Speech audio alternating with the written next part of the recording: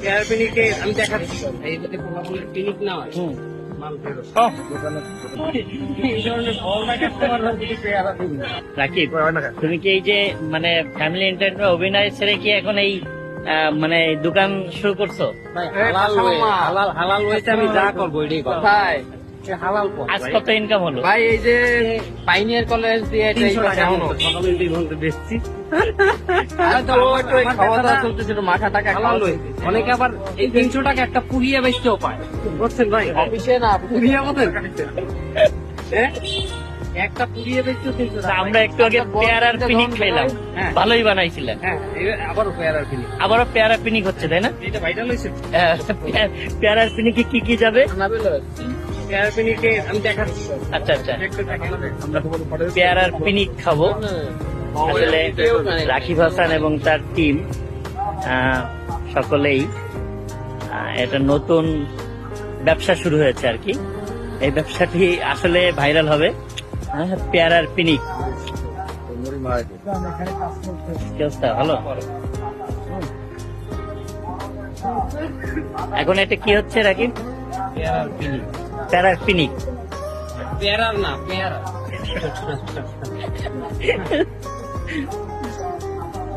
মরিচের গুঁড়া মরিচের গুঁড়া এটাই পিনিক বানাইবে আর কি রাখবেন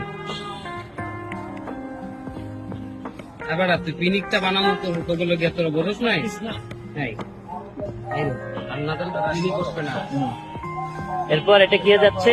লবণ লবণ। না আর কিছু লাগবে তখন এইটাই খুশি স্টাইলও তো একেবারে। কত বছরের অভিজ্ঞতা? কত বছরের অভিজ্ঞতা? আগেও করছি সরাসরি করিনি আমি এবার ফ্রন্ট লাইনে আসছি আগে বাসা বাড়িতে করা গেছে এখন মাথা এই যদি কোলাকুলের পিনিক না মাল ফেরত ওই জিনিস ফেরত নিন কেমন পেট কেটে। আর একটা উপায় আছে, ও যখন বের করবে তখন যে কাপ পেতে ধরতে হবে।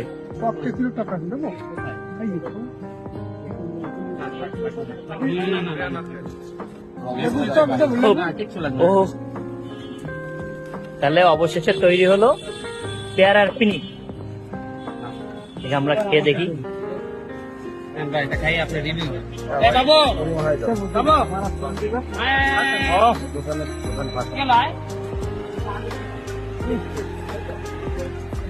কেমন লাগছে পেয়ারার পিনিক?